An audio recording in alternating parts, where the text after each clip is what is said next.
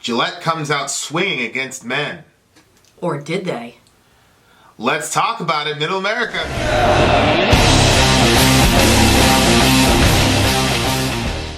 This is actually, this entire cultural situation is actually one of the most confusing moments in my life. Honestly. I'm genuinely confused. So a couple days ago, Gillette released this ad, and the response from men has been, well, the response from a specific contingency of men, let me say it that way, has been just downright confusing. Now, you know, I spent a lot of time in the previous Fireside, you can check it out, talking to people about this, but I felt like this is a much shorter way to do it because the Fireside was 2 hours long, and I want us to actually look at the ad. Hopefully Gillette doesn't block the video, but we're going to watch the ad together, and then we're going to talk about it. And then we're going to see how this ad was hateful. So here we go. Bullying. The Me Too movement against sexual harassment. Toxic masculinity. Is this the best a man can get? Is it?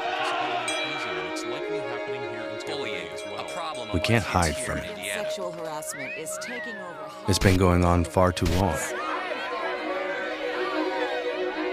We can't laugh it off. Who's the daddy? What I actually think she's trying to say. Making the same old excuses. So right here, it was pretty interesting because what they were looking at was, I mean, you're seeing the kid running away from the bullies or whatever. Yep. And that gets developed later on in the video. But what you can see here is they're looking at the media and young men looking at elements of the media. Yep. Because, and what's interesting, that's extremely risky because you're going after Hollywood there. You're saying that at some level, Hollywood is to blame for, or you know, the not Hollywood, but maybe Madison Avenue as well for the current issues we have with the Me Too movement. Right. And toxic masculinity. What's interesting is I keep hearing Gillette airs toxic masculinity ad. Yeah, but they never say that in this ad. ad. Well, the title of the ad is "We Believe in the Best of Men" or something like that. Yep.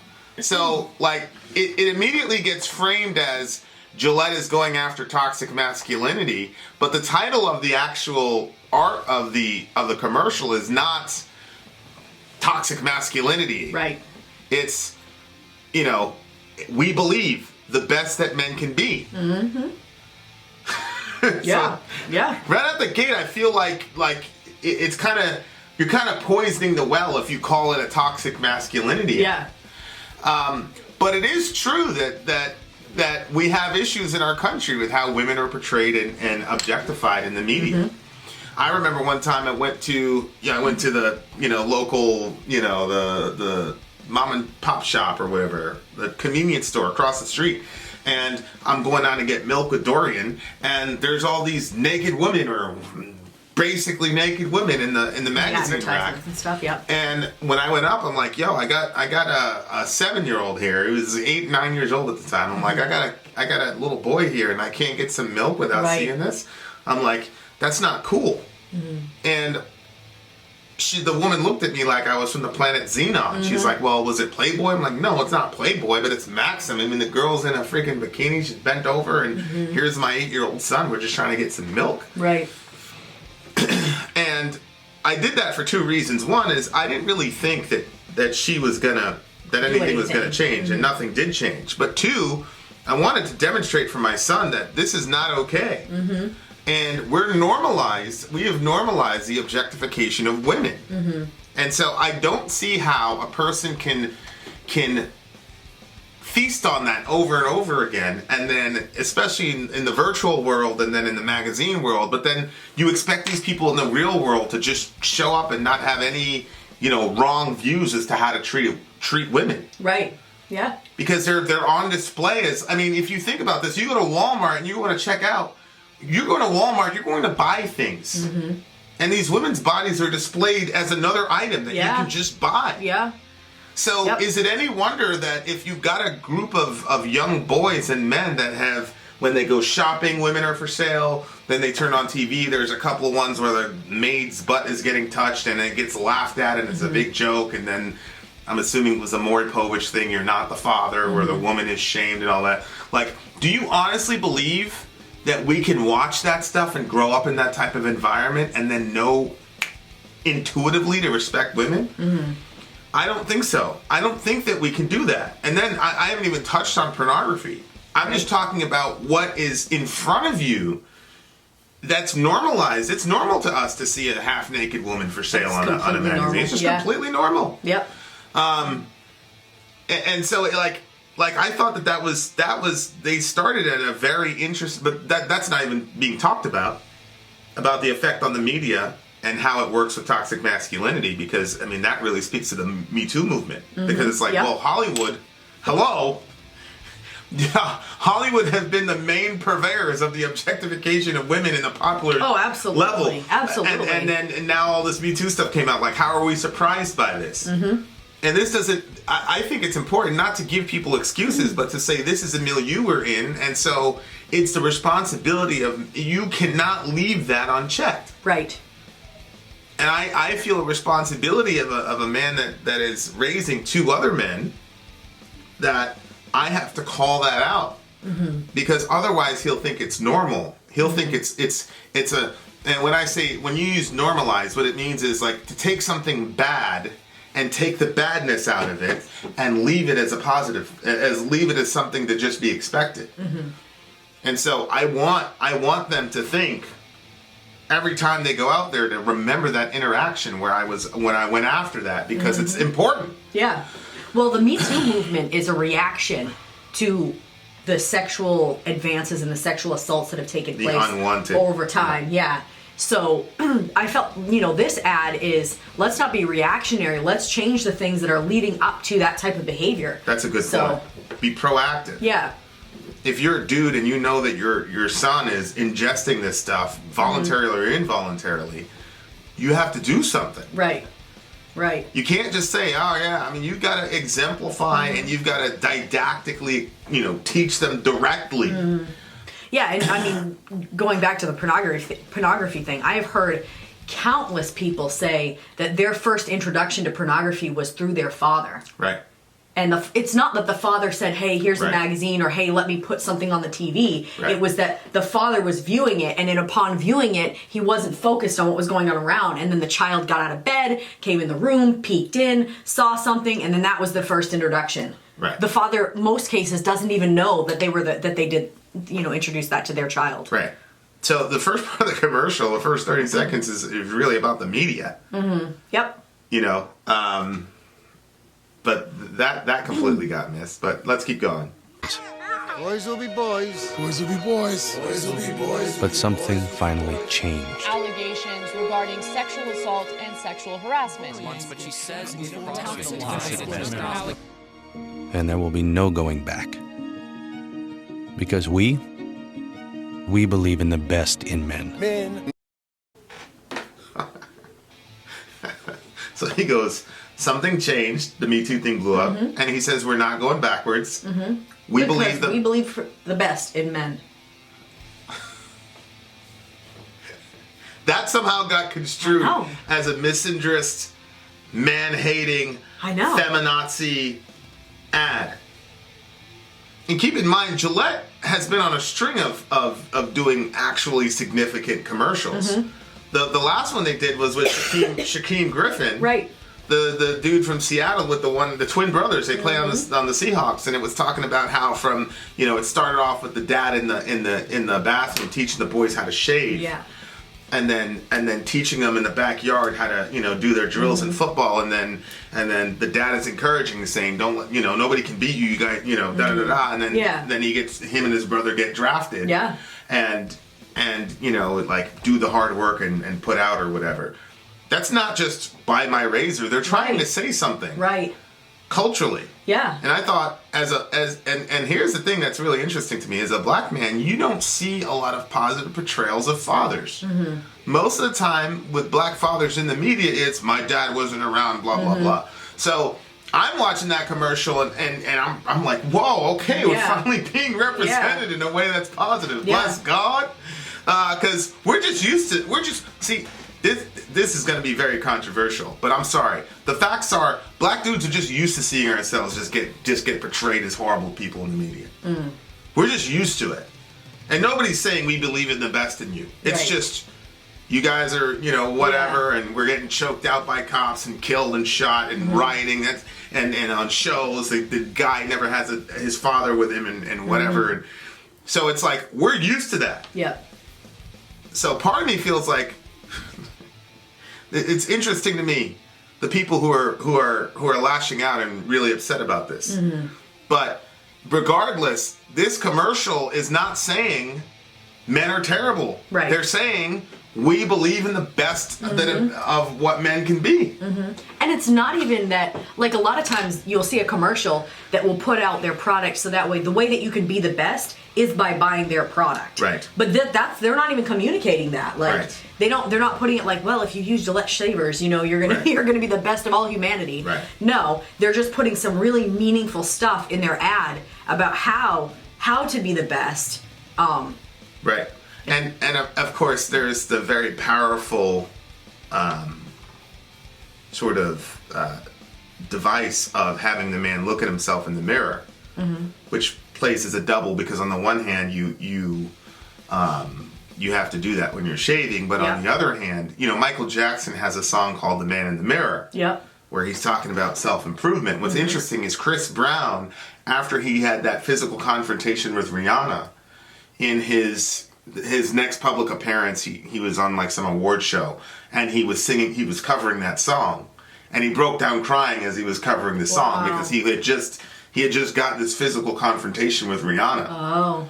And so it was the song "Man in the Mirror" was very significant for that moment in his history. And I'm not having any pity for it. I'm just saying that the concept of the man in the mirror and having to look yourself in the face in the mirror as a man is very important. But right there, it's saying we believe in the best in men. Yeah. I'm so confused. I know. We need to hold other men accountable. Smile, sweetie. That's Terry Crews. Terry Crews is saying we need to hold other men accountable. What's interesting is during the Me Too movement, Terry Crews, who strong, gruff, black man, talked about being touched by somebody in Hollywood.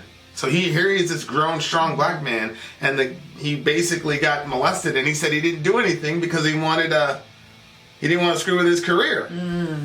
So that having Terry Crews there is really significant because here you have, and I also think Terry Crews also talked about his own past with domestic violence. He was talking about his mother being beaten by his dad. Gosh. And I gotta be strong, I gotta get straight so I could protect her. And every time he came home, we were scared. He was only 4 or 5. Oh my gosh. I literally wet the bed until I was 14 years old because I didn't know what was going to happen. We lived in that nightmare for years. Also at the ceremony, Tamron Hall presented an award to Me Too founder Tarana Burke. The news anchor was emotional when talking about the movement, which would have meant to her beloved sister Renata, who was in an abusive relationship and murdered. But so having Terry Crews there is really significant because here's a guy who's experienced some of the same Me Too stuff. Yep. And he projects as a masculine dude, but even he was put in a situation because he was economically vulnerable, and somebody took advantage of that. Yep. But he was also a guy who had a past where he saw his mother get physically assaulted. And I'll tell you something, I saw that. I saw my mom get physically assaulted on numerous occasions. And I saw cops come to the house, and I saw the majority of the times nothing happened. It was just accepted. Even in the church, it was like, we don't want to get involved. Yep. So for me, when I see this stuff about toxic masculinity or men needing to hold other men accountable, I'm thinking about my own personal experiences where I saw my mom getting the crap kicked out of her. And the cops would show up, and it was just like one of those, men and women have things and all that, and nothing was done. Wow. Now, I also know that I also have friends and whatever that have been in. The woman instigated the altercation, and then the guy is just holding her, and then she calls the cops, and he ends up in jail, no questions asked. I've seen that side too. I'm saying this was my experience. This was Terry Crews's experience of seeing his mom getting beat up and being scared to death and not being able to protect her. You know, which as a boy, I remember being in situations. I'm going to get personal. I remember one specific time where my older brother, something was happening between my stepdad and my mom, and you know, we all figured this out later on in life and love each other, forgave each other. My stepdad's an amazing person now. But something was happening. It got physical between my stepdad and my mom. I remember my older brother, and he's a skinny dude at the time, taking up his broom and going after my stepdad because the stepdad's 6'2", 6'3", 250 pounds. Junior was, 5'4". And he takes this but that was enough to say, okay. Yeah. But, so if you grow up seeing that stuff, and we were basically by ourselves, like we had, and that happened pretty much my entire childhood. Cops would come, nothing would happen, we would move, or he would go and come back and all that. So, I'm so flabbergasted by the idea that, that there's a form of masculinity that's not good. But anyway, so the Terry Crews, they had a clip of Terry Crews, who was a man telling other men we need to hold each other accountable. Yeah. Okay? Come on. To say the right thing. To act the right way. Bro, not cool. Some. Okay, so that's how we're interacting with women, the guys at a party. I didn't really see what he did. I didn't really see what the problem was. It was at the end of the other clip. Well, I mean, let's look at it again. Come on. To say the right accountable. Smile, sweetie. Smile, sweetie. Okay, so he was saying "smile, sweetie," and the girls got offended, and then the guy was like, "Yo, come on, what's good?" Blah blah blah. Leave him alone. What did you think about that? That part? Yeah. I actually don't like it when people do that, because like that's been done to me as well. Like somebody tells me, well, I don't want to, why do I have to smile just because you said I have to smile? Although I was young at the time and I would just do it. Right. But I didn't like it, and I didn't like the way that it made me feel. Somebody who's probably not in that situation would look at that and be like, what? That's not even a big deal. Like, it's not like grabbing somebody's butt or something. Right. But I've gotten involved in altercations between men and women, but not for some. I wouldn't get involved for something like that. There was a situation where a dude was like verbally berating this girl in a parking lot. Yeah. And there were other people there, other dudes there, and nobody did anything for this girl. Yeah. So I got involved then. Yes. But I don't think I would get involved in that situation. Do you think that? I mean, what's your? Because to me, it's kind of like the girl can just roll her eyes and walk away. She's not in any imminent danger. It depends on her upbringing and what how she was raised. Okay. If you're raised to be able to, somebody said that to one of our girls, they could roll their eyes and walk away. You know what I mean? And they would be perfectly fine. Right. With me and the upbringing that I came up in, like you couldn't really like resist authority a whole lot.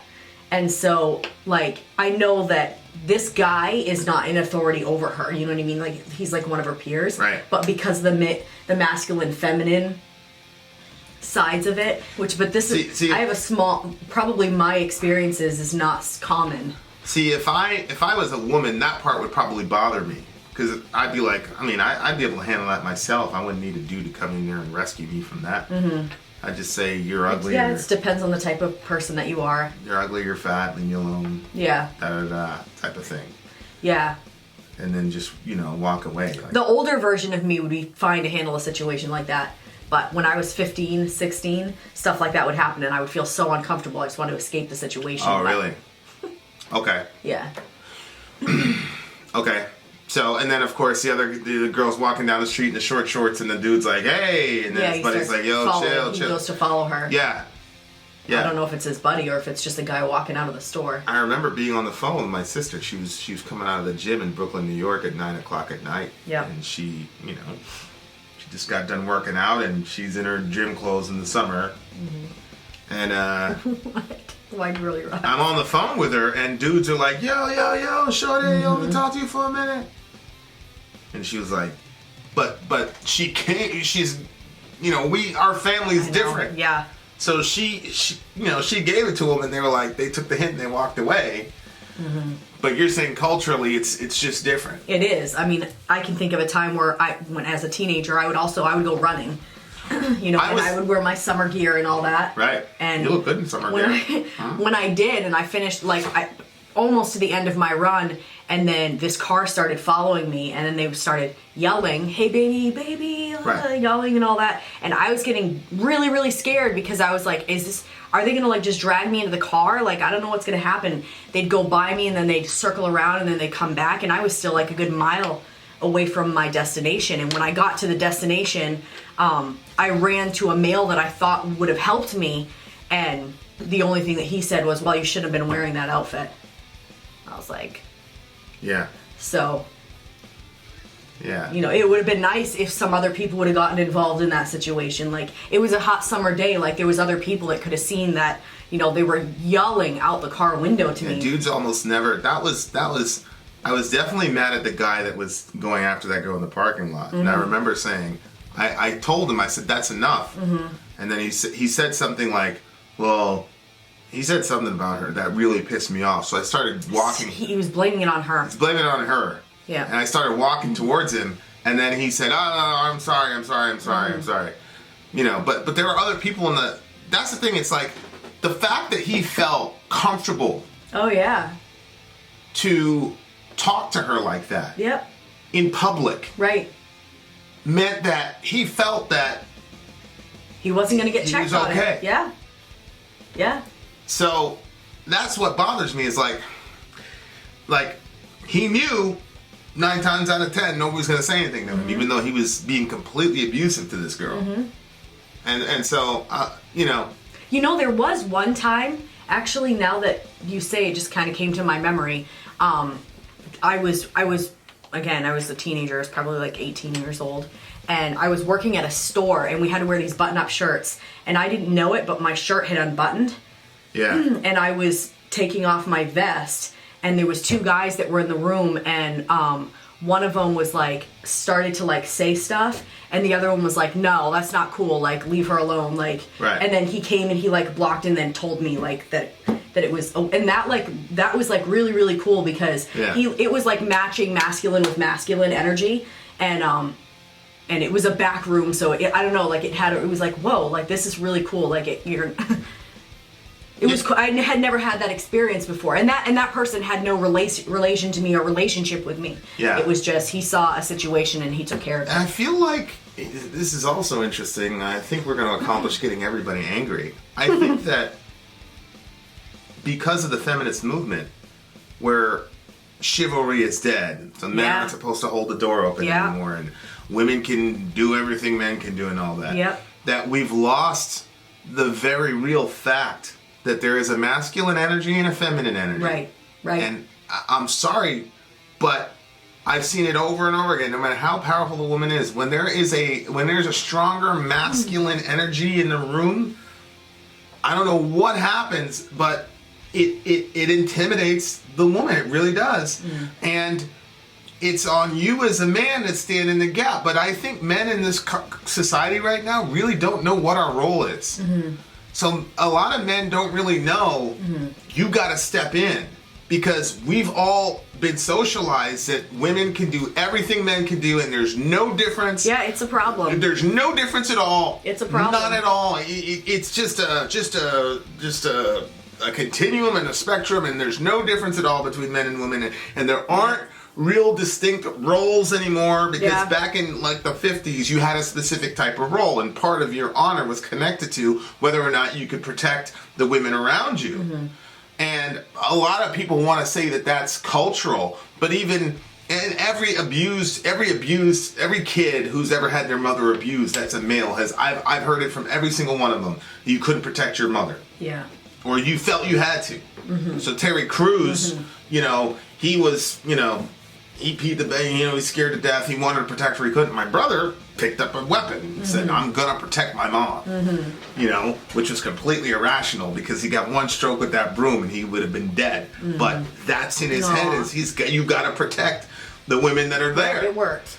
It stopped it, so. Yeah, but it's like, so I don't think that men realize, so this is some of this. No, I understand because I've heard of women yelling at men for opening a door for them. Right. Multiple times I've heard that. No, and I've seen it. I've seen extended discussions where women are saying, "You're telling me where I can and can't go."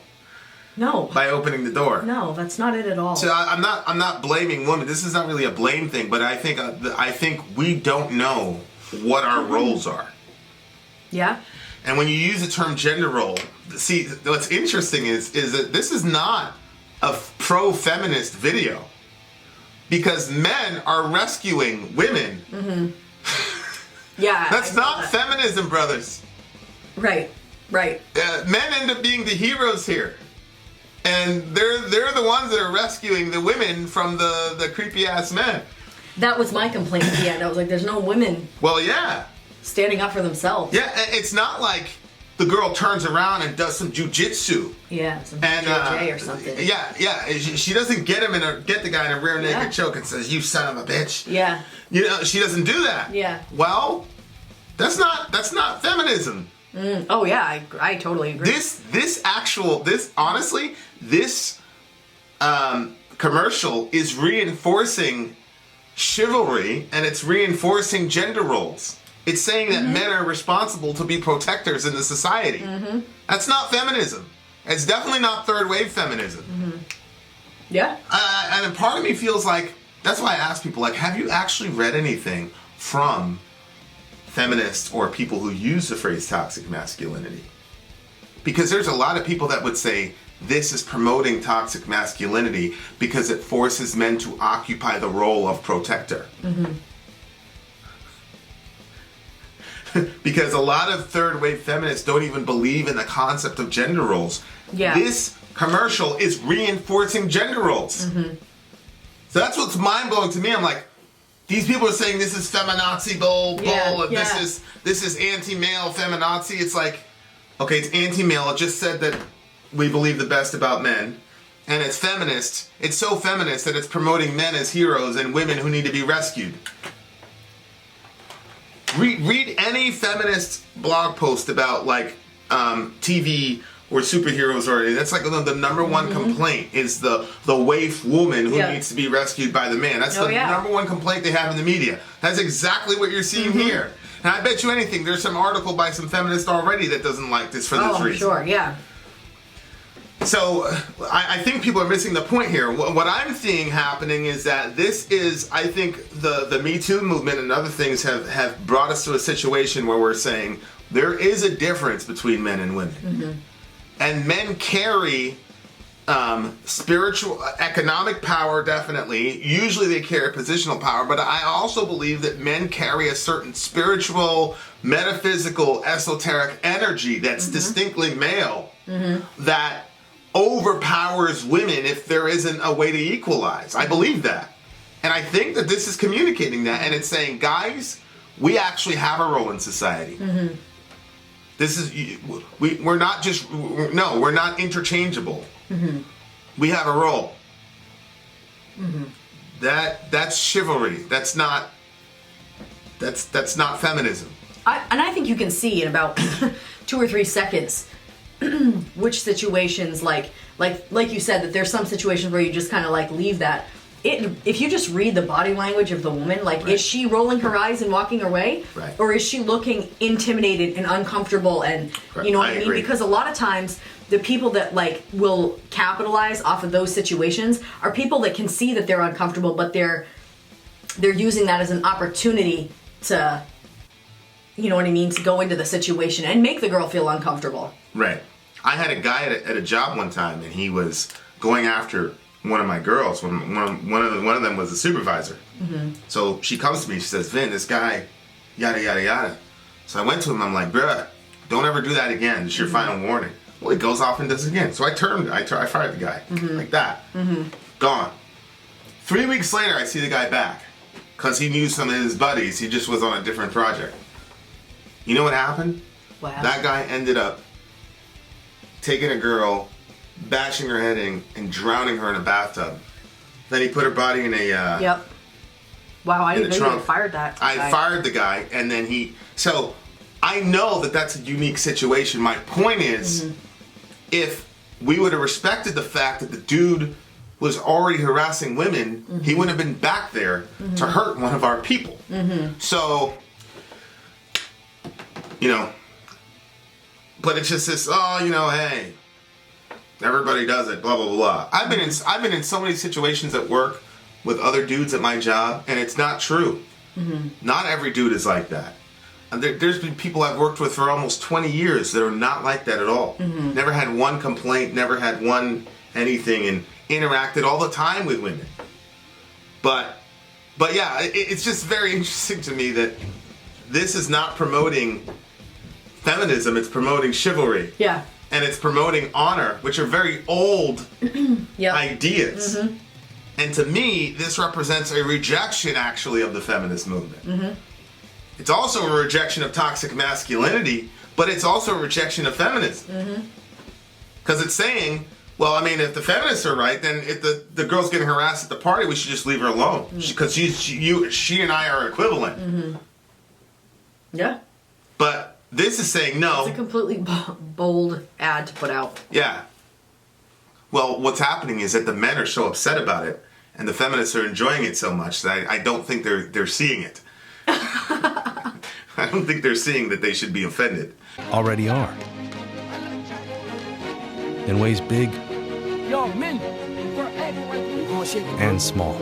That one, that was a real situation, and you saw that video where that Muslim dude, these two dudes were about to square up, and the Muslim dude shows up and he says, "Oh, fam, look, these guys, they're video camera in this. These people want you to fight, and then they're gonna put you on YouTube and make you look stupid." Yep. He's like, I'm not leaving here until you men shake hands. Did you hear what he said in the clip? What did he say? He said, "Y'all men act like men." Yep. So, and you have to believe that they included everything they included on purpose. So, the context is, dude is going to break up a fight between two boys. Yep. And while he's convincing them not to fight, he then brings up their masculinity and says that in this situation, it is not masculine to fight. That is brilliant. Brilliant. And they left that in the commercial, obviously in the positive imagery section. Right. So they're blatantly saying there's a different way to be a man. Namely, a man who does not engage in violence. That's what a real man is. A man who can shake the hand of his friend and say, "Let's be friends," instead of fighting each other. That is how that guy in that moment defined masculinity. Yep. But it's an anti-male ad. I don't even know if the people who are upset about the commercial even understand what that little clip was, but that was significant, especially in the black community where you got dudes that don't have fathers, and then you have this older head who's already been through it, who can walk by, and then he immediately had the respect of those two boys immediately, but that's the thing, is like young boys want that male guidance, that male energy. These guys are probably going home to single moms. No disrespect to saying I had a single mom. And she was great. I wouldn't have traded her. I had a chance to go back with my dad, and I didn't. That's my mom. But men need and want that energy. And so I remember being on the basketball court, and I wasn't much older than those guys, but they all, if there was a fight, they'd say, "Yo, Vin." And I would go in and break it up, and they'd listen to me. Oh, yeah. Because they wanted that direction. And so that was a really significant moment. And that was like one of the most beautiful moments was that one of the most beautiful moments of last year? Oh, yeah, it was, yeah. I mean, it's a beautiful story because the guy went off to be a public speaker and all this. It was a really, really good story. Oh, he did? Yeah, that video went viral because he says, "Who misguided you?" That's what he said to them, which is a Muslim phrase about being guided or misguided. He's like, "Who misguided you? Who taught you to do this?" You think these people are your friends? Like, that was a really significant moment. And they clipped that too. And here's this dad telling his daughter, I am strong. I am strong. But some is not enough. It's not how we treat each other, okay? All right, that right there, I'm kind of, two boys wrestling and all that. Yeah, yeah. Because I do feel like boys need, because we need to be chivalrous, and we need to have honor. I'm trying to raise a knight. I'm trying to raise a soldier.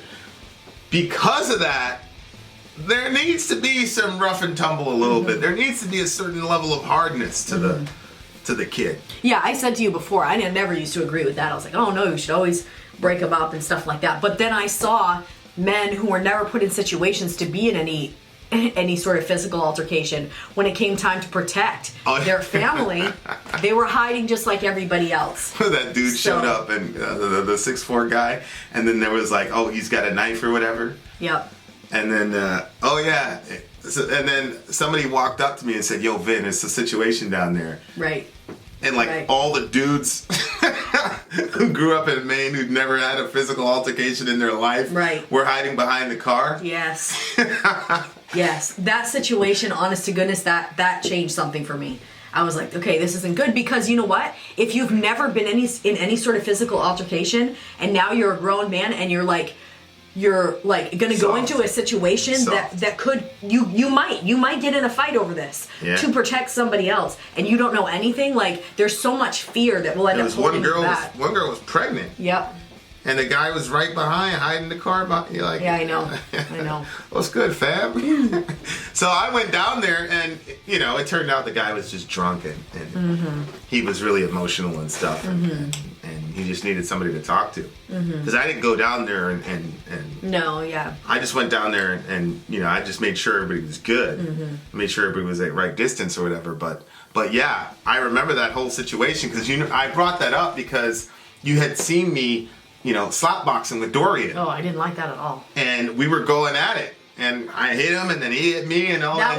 And you were just like, oh my gosh! When he slapped you in your face, I was like, how disrespectful! And you were like, I should have had my hands up. Should have had your hands up. But then you were like, how could you do that? And I didn't agree with it at that point. Then I brought up the situation. I was like, well, I grew up slap boxing, and then when the dude showed up with the knife, and this guy had a pregnant wife with him, he didn't put himself in between him and the yeah. So I think every boy should have a bloody nose and a black eye every once in a while. Yeah, there was a difference between these two boys rolling around on the ground, and the other one where they were bullying the one. Well, yeah, the other one where the cowards were like 5 kids chasing one kid. That's just being a coward. Yeah. But I don't have a problem with letting two boys who are evenly matched roll for a little bit, and one gets the best of the other. And it's like Karate Kid. Was that toxic masculinity? He got beat up by the bully, and then he learned how to fight. Right. And then he fought the guy in a controlled environment. Right. I don't have a problem with that. Right. And I'm a pacifist. I don't believe in initiating violence and using lethality. I don't believe in it, but I do believe that, because I strongly believe that there are gender roles and that there are roles in the society that men should occupy. One of the primary of which is to be a protector. That you've got to be used to because a lot of people, what people don't understand about violence, especially fighting, is that the hype is always worse than what actually happens. Yeah. When you're actually in a fight and you get hit in the face, you really don't. It's not as bad as you think it's gonna. It's not as bad as you think it's gonna be. So a lot of times you just have to get through that hump to go, oh, okay, this is what it's like. Right. This headache sucks. That was always a big thing for me. Was I would always get these terrible headaches after we, whatever. That sucks. But you don't. It's not as bad as you think it's gonna be. And boys need to know that, so that when they're in a situation, what's interesting is if you project the willingness to get hurt and hurt somebody else, generally people don't get hurt. It's like that's one of the weird paradoxes, is that you secure peace by preparing for war. Right. So, I don't. This again, somebody's going to say, okay, you're still toxically masculine, Vin. Okay, whatever. I get it. So what I would have done in this situation, if the boys were fighting, I'd have let it happen for a little bit, and then I'd say, what's the conflict? What happened? Yep. Because here's the deal. If that kid with the polka dot shirt, or that kid with the blue shirt, the one that was winning, if he would have said, that dude slapped my sister, then I'd look at the kid with the red hair and say, well, you got what you deserved, and you better take a lesson for this, because when you grow up, somebody else might come after you. You might go to jail, son. Right. Yeah. Because the facts of the matter are, in real life, if the cops roll up to a situation and a woman's got a bloody nose and there's a dude that's going out and giving it to the other guy, and then they piece that whole thing together, that guy's going to be okay, generally speaking. Right. Well, so I don't necessarily, I would have to ask some questions about this situation. Like, what happened? Oh, he slapped your sister? Right. Well, then I'd say, good one. But Allah does not love those who exceed the limits, it says in the Quran. Yep. So don't exceed the limits. Give the guy a bloody nose and leave it. But if he said, I don't like people with red hair, then that's bad. See what I'm saying? Yeah. So in that situation, I wouldn't just show up and say, we don't do that. I wouldn't do that, because there's sometimes when I feel they do need, like, if that dude would have put his hand on that woman in that parking lot, and then he would have tried to stunt, for sure. But, yeah, but you were the only one in that entire parking lot making a move to go stop the situation. Oh, I know. That's why this commercial is important. I know. Because there needs to be more men who are willing to stand in the gap when there's abuse happening to. Yeah, and everybody knows most abusers are cowards. Yeah. So Oh yeah, his tone and everything changed the minute you started talking to him. Dudes are always like that. The minute you turn on that, there's a certain type of energy that you put out. Yep. And the minute you put that shit out there, 9 times out of 10, because a dude that really is really thugged out and likes to fight doesn't want to deal with women. It's not a challenge. So, they're always soft the majority of the time, always. But anyway, so that one I didn't necessarily agree with. I don't agree with that approach. I mean, I would have broke up the fight eventually. But then I would have inquired as to what actually precipitated the fight, because to me there are some times when that's justified. Yeah. So that's probably me being toxically masculine. I'm sure somebody's gonna, and I'm not mad at you if you say that's toxic masculinity. I'm not mad at you. I get it. That's me, and I know that a lot of that is shaped because of my experiences growing up, seeing that happen to my mom and not being able to help her. Yeah, for sure. So I know that mentality, a lot of that just comes from my own child and my own trauma. But I also think from a societal perspective, it's still our role to be that. So, whatever. All right, let's keep going. Okay. Because the boys watching today will be the men of tomorrow.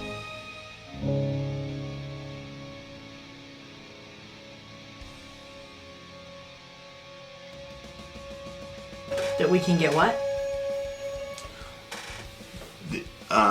That if we challenge ourselves more, we can. It's only by challenging ourselves to do more that we can get closer to our best. Yeah. We are taking action. This, the last one was really, really touching to me, was the dad making sure that the other kid was okay. Yeah. And then the son looking on. And watching that, yeah. Yeah. Yeah, that's a good one. It's important. But I think that, to me, this is saying there's two ways to be masculine. And one of them is bad, and one of them is cowardly, and one of them is good, and one of them is honorable. And to me, the Gillette commercial is saying we need to go back to chivalry. we need to go back to a code of honor as men. Yeah. Because we had that. And I'll say it, it's unpopular, but the feminist movement really did a number on the concept of male honor and chivalry. Because, they were, they did a number. I think that was a reaction to men not acting honorably. It was a reaction to toxic masculinity. And I think it was necessary. I believe that the feminist movements were necessary. I just think there was an overcorrection.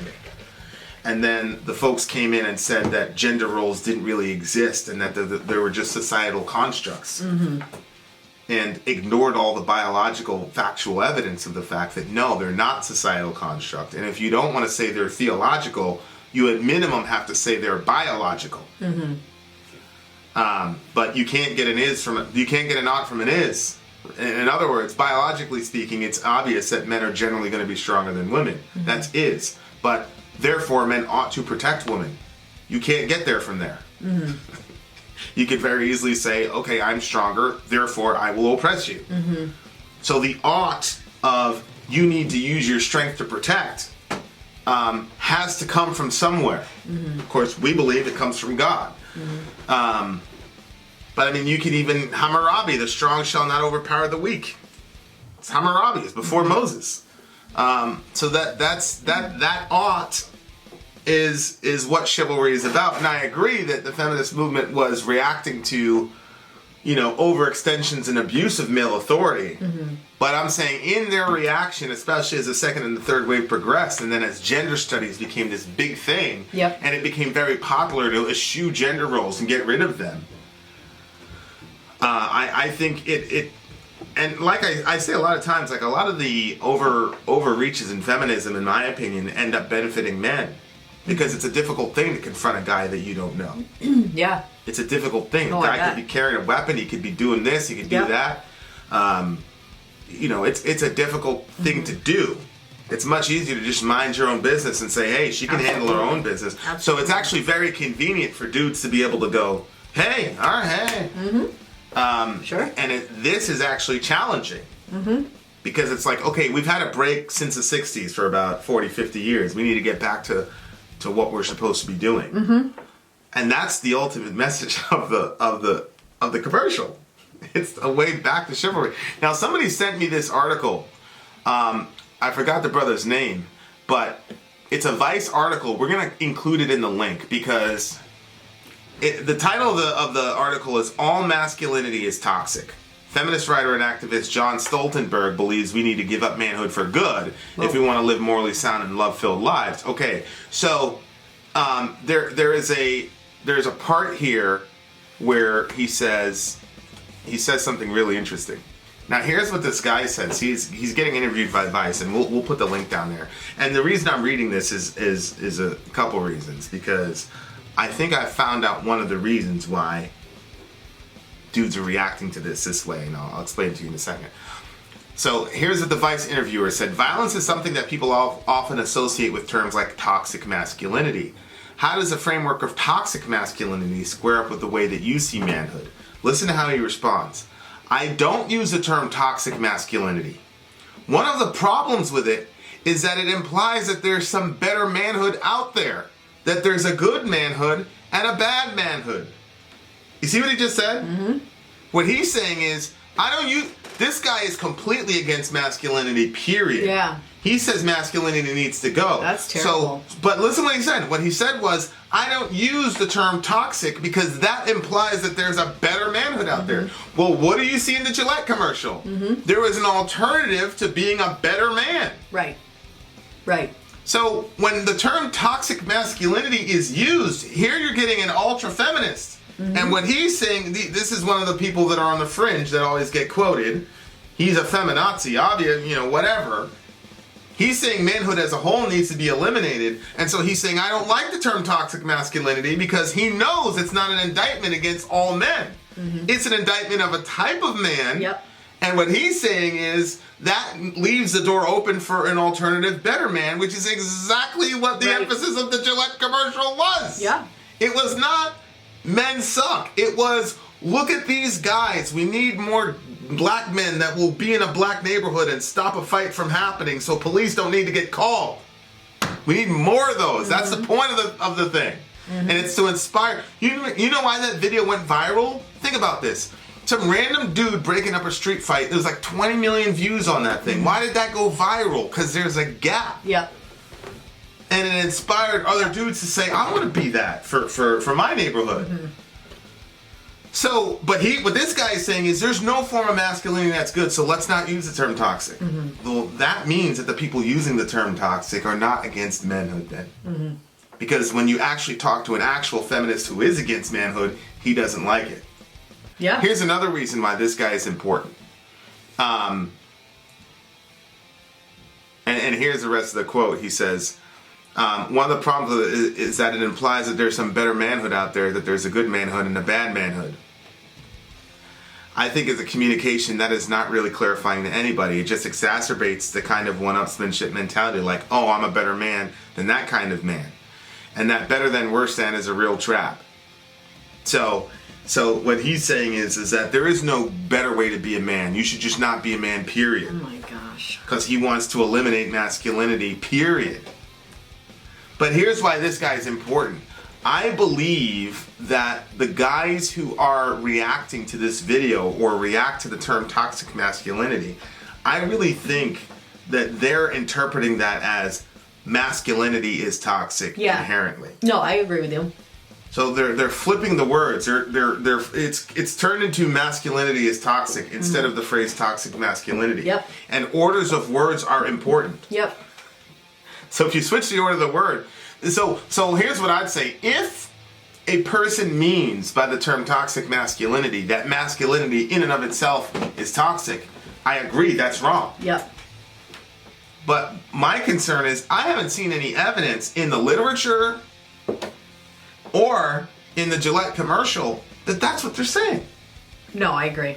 But I get it. If a person is communicating that masculinity is inherently wrong and femininity is ontologically superior, then that's wrong. Right. And if somebody's saying that men need to be more like women in order to be superior, then that's wrong. But what's interesting to me, this is another angle about this commercial, that the men that are portrayed are cisgender, masculine, and basically you would assume that they were heterosexual. Like there was nobody there in any of those, in any of the commercials that you would say, oh, you know, he's got feminine characteristics or anything like that. And there's no trans dudes.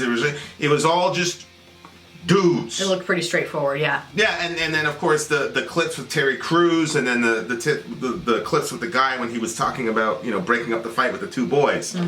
He was a dude. He was a dude from around the way that we grew up with. So it's weird to me that people are interpreting this as an attack I don't understand it, honestly. On manhood. I know.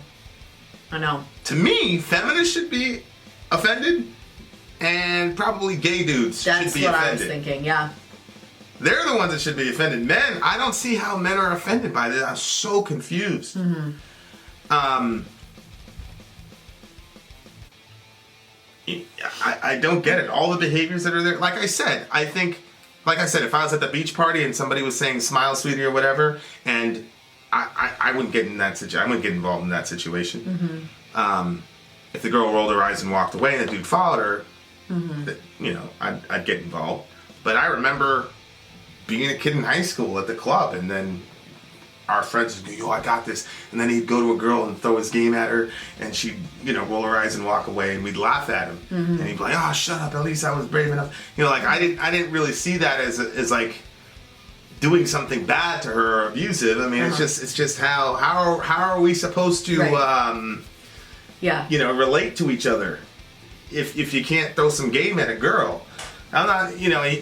So like I think that scene to me didn't look like it was somebody that had just. It seemed like he was kind of like going on. Like I know they only showed a clip. It was like a 2-second clip. To me, it seemed like the tail end of some very long awkward thing. But yeah. So this guy, and we'll include it in the link because I think it's important, because there are feminists, at least this guy, John Stoltenberg, who believes that masculinity as a whole in and of itself is inherently toxic. Yeah, that's important to say. That's wild. That's important to say. But at the same, so I will say, if that is your ideology, and if that's Gillette's ideology, then they're wrong. Yeah. I just think you're going to have a very, very difficult time convincing an objective person that that is what Gillette was trying to communicate. Especially when you take into account what this guy says. When he says, I won't use that because it provides an alternative manhood, and all of it's bad. Yeah. Oh, Lord. I don't know what this guy considers himself. Hopefully we can get an interview with this brother. Because good Lord. So anyway, guys, like I said, I know that we did a 2-hour show on it. I just wanted the actual commercial itself to be reviewed.